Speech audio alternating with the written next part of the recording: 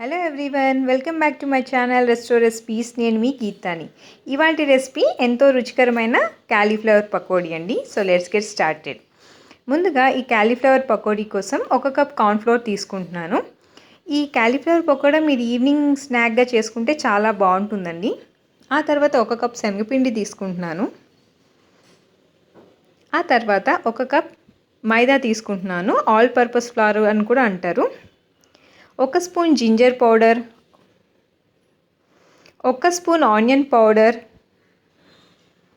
1 spoon garlic powder తీసుకుంటున్నాను.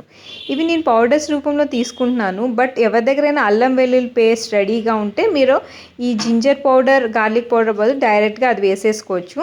తర్వాత రుచికి సరిపోయిన కారం, ఉప్పు యాడ్ చేసుకుంటున్నాను.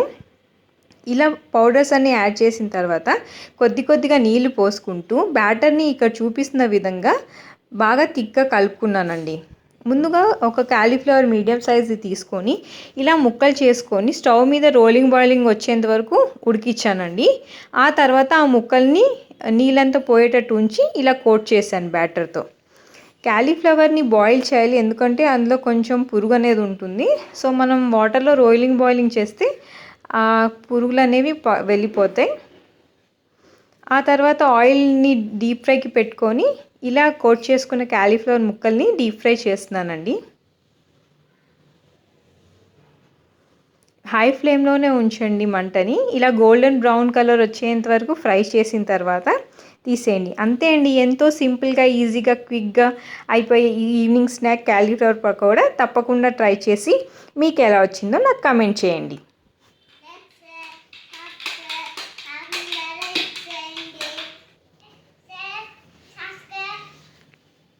మీకు ఈ వీడియో నచ్చినట్టయితే లైక్ చేయండి, షేర్ చేయండి. మా ఛానల్ రెస్టో రెసిపీస్ని తప్పకుండా సబ్స్క్రైబ్ అవ్వండి.